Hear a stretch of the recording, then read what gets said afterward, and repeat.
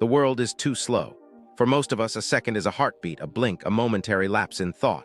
But for Jeanne-Marie Beaubier, a second is a vast, echoing canyon of time.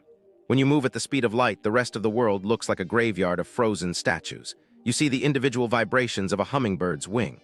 You see the dust motes hanging in the air like jagged glass. You are the only thing alive in a world that has stopped moving, and that is where the madness begins. Because when you are that fast, you can't run away from yourself.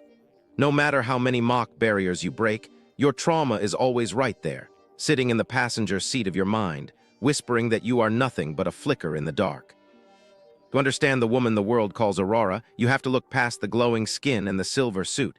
You have to go back to Montreal, to a night where the stars seemed to turn their backs on the earth. The death of the Beaubier parents wasn't just a car accident. It was a theft. It stole a family, it stole a future, and most cruelly, it stole a twin from her brother. Jeanne-Marie was sent to the school of Madame Dupont, a place where the air tasted like incense and old stone. The nuns there didn't see a grieving child. They saw a wild spirit that needed to be broken. They fed her silence. They bathed her in shame. They told her that her emotions were the devil's playground. In that environment, Jeanne-Marie's mind did the only thing it could do to survive the crushing weight of loneliness. It started to split.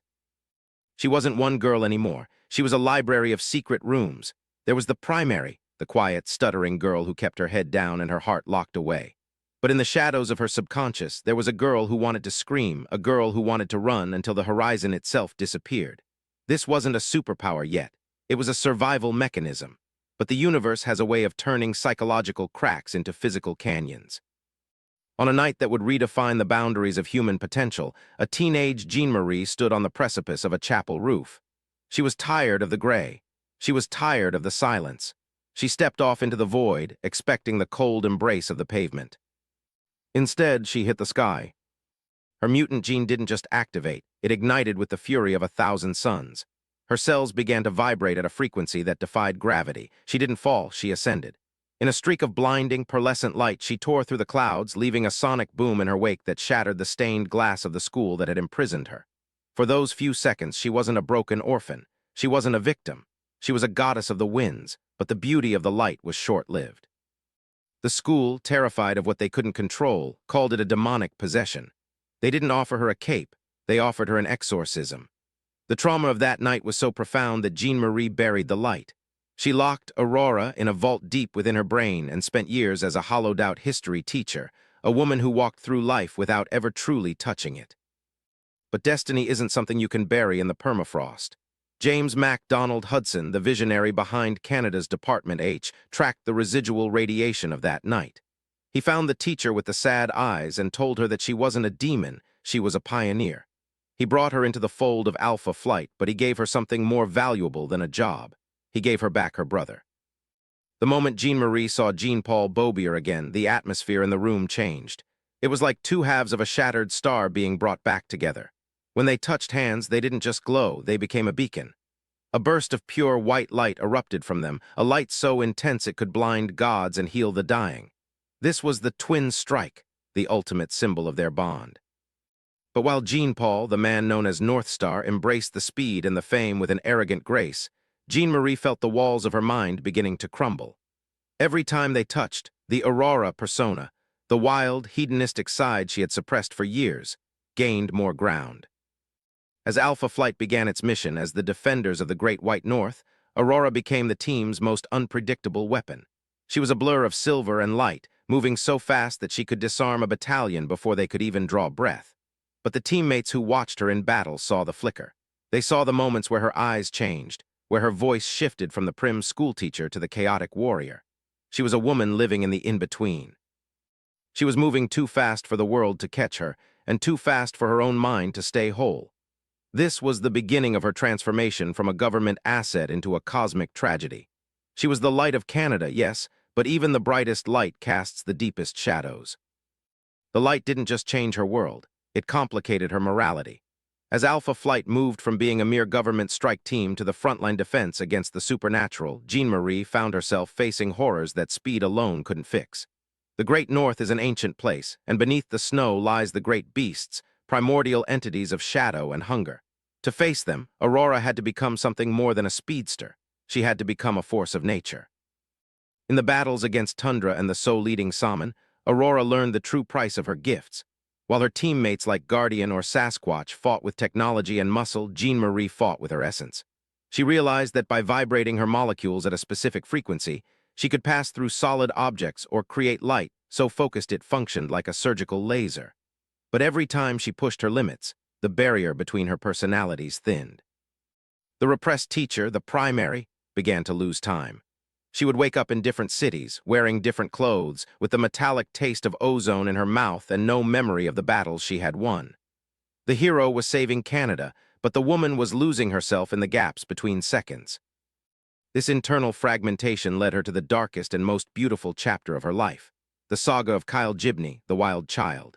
If Aurora was the light that refused to stay still, Wild Child was the shadow that refused to leave.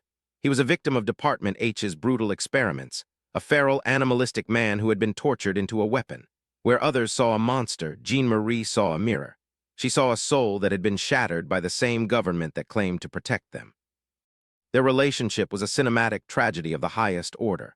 Imagine the pristine, glowing Aurora sitting in the shadows of a sterile military base, gently brushing the matted hair of a man who could tear a throat out in a heartbeat. She became obsessed with his redemption, believing that if she could fix the beast, she could prove that her own fractured mind was worth saving.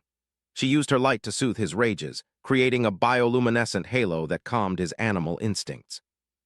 For a moment, they were the most beautiful thing in the north, a streak of silver light followed by a golden-brown blur hunting through the pines. But the darkness was contagious. As Kyle became more human, Aurora became more feral. She started to prefer the hunt over the heroics. She began to reject the civilized world of alpha flight, finding more peace in the silent, predatory grace of the woods than in the halls of power. But the light of Aurora is a jealous mistress. It demands everything.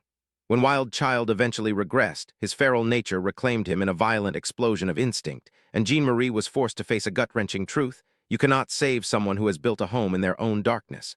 The moment she had to use her light to blast back the man she loved was the moment the girl inside her died. She was no longer just an orphan or a teacher or a sister. She was a survivor. Her journey then took her toward a desperate search for stability that led her into the arms of the mystic and the scientific alike. She sought out the shaman, the team's mystic healer, hoping that ancient rituals could stitch her soul back together. She underwent radical cellular therapy to stabilize her molecular structure. For a time, it seemed to work. She emerged as a unified Aurora, stronger, faster, and more confident than ever before. But in the Marvel universe, balance is a lie. This new, unified Jeanne-Marie was cold. She lacked the empathy of the schoolteacher and the joy of the adventurer. She had become a weapon of pure kinetic potential, a woman who moved with the precision of a clock, but the heart of an iceberg. This coldness was shattered by the return of the hand. In one of the most visually stunning arcs in her history, her brother Jean-Paul was brainwashed and turned into a killing machine. The hand didn't just want a speedster, they wanted a god of death. As Northstar tore through the world, leaving a trail of bodies that not even the X-Men could prevent, Aurora was the only one who could catch him. The final confrontation took place in the upper atmosphere, where the air is thin and the sun is blinding. They weren't just fighting, they were dancing at Mach 20. Every punch was a sonic boom. Every collision lit up the sky like a nuclear event. Jeanne-Marie realized that the only way to save her brother was to break the one rule they had. She had to touch him with the intent to destroy. The collision in the upper atmosphere didn't just break the sound barrier, it broke the cycle. When Jeanne-Marie struck her brother with the full weight of her kinetic mass, she wasn't just fighting a brainwashed assassin. She was fighting the shadow of their shared trauma. As they tumbled back toward the earth like two falling stars, the light they emitted began to change. It wasn't the blinding white of their youth, but a chaotic, flickering prismatic spectrum. This was the birth of the chaos theory, the realization that Aurora's power was never meant to be stable. It was meant to be transformative. She survived the fall, but the woman who crawled out of the crater was different once again. Her mind had refractured, but this time, the pieces didn't feel like enemies. They felt like a choir. This evolution led her away from the rigid military structure of Alpha Flight and toward the sanctuary of the X-Men. On the mutant island of Krakoa, Aurora finally found a place where broken wasn't a dirty word. She joined the team known as X-Factor, acting as a high-speed investigator for mutant deaths. Here, the cinematic scale of her life shifted from global wars to intimate mysteries. She used her speed to see the world in bullet time, picking up clues that existed only for a fraction of a second. A stray hair caught in a breeze, the specific vibration of a liar's vocal cords, the way light bent around a cloaked killer. But even in paradise, the ghosts remained. Her relationship with Dakin, the son of Wolverine, became a centerpiece of her new life. It was a romance built on the edge of a knife. Dakin, a man who lived for sensory excess and manipulation, found in Aurora a woman who could actually outpace his charms. They were two damaged people trying to find a rhythm in the chaos. In the neon-lit streets of Madripoor and the lush jungles of Krakoa, they moved together like a storm. For the first time, Jeanne-Marie wasn't trying to fix her partner, and he wasn't trying to fix her. They simply existed in the blur. It was the most human she had felt since the day she jumped off that chapel roof. However, to truly understand Aurora, we have to look at the power and personality analysis that defines her role in the Marvel Universe. Physically, she is a goddess. She can accelerate her molecules to the point where she becomes intangible, allowing her to fly through mountains or enemy fire. She can generate photonic bursts that carry the heat of a star or the gentleness of a candle. But her true power is her resilience. Every time her mind breaks, she finds a way to use the new pieces to her advantage. She turned a dissociative disorder into a tactical multitasking system. She turned her fear of the dark into a source of infinite light. What truly defines Jeanne-Marie Beaubier is the contradiction of her speed. We often think of speedsters as people who are rushing towards something. But Aurora is always running from something: the silence of the orphanage, the judgment of the church, the expectations of the government. She matters because she represents the struggle for identity in a world that wants to categorize you. To the Canadian government, she was Weapon Alpha. To the X-Men, she was a mutant sister.